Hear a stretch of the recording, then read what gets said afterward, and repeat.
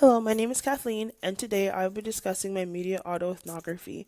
During this video, I will discuss the different types of media I consumed, how often I consumed it, the motivation behind my consumption, and the ethical implications.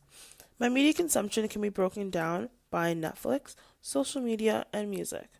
For this autoethnographic study, I chose to use a program called Screen Time on my iPhone as a way of recording my media consumption rather than using a traditional journal. The use of screen time allowed me to be aware of how much time I truly spent on my phone. It's crazy to think how much time you accumulate on your phone throughout the day. Picking up your phone for even 5 minutes, which you don't think will make a difference, adds up throughout the day. In one day, I spent close to 7 hours on my phone. That's 1 hour shy of me working a full shift. I spent most of my day texting, which rounded up to be around 55 minutes of my day. All my social media platforms accumulated to around 2.5 hours. I found myself on Twitter various times throughout the day as a form of entertainment and to get updates on current events, news, and sports. Instagram when I wanted to look at memes.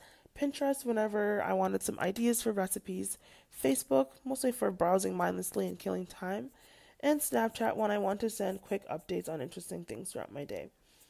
1 hour of my day was spent listening to music, and I found myself doing this activity while I did homework. I was walking to and from classes, cooking, and cleaning my apartment. For watching Netflix, mostly use my laptop. Throughout the day, I watched around 2 hours of various TV show episodes. My motivation behind my consumption was mostly for entertainment purposes, productivity, in forms of procrastination and killing time, and I also use it as a way to communicate and share content with my family and my friends. Media consumption is all fun and games until you decide to examine the ethical implications behind it. There are a lot of different ethical implications that lie behind media use. It could be argued that social media does not promote authenticity in the sense that people don't always share who they really are or the realities that they are facing, but rather they share an altered image of what they want people to think their lives are actually like. I think the biggest question behind my ethical implications lie behind what I choose to watch. One could argue that what we choose to watch indicates that we support and advocate for the message that they're trying to share. But I don't think that is always the case. Unless I'm watching a documentary or any other clip for educational purposes, for myself, what I choose to watch is purely for entertainment.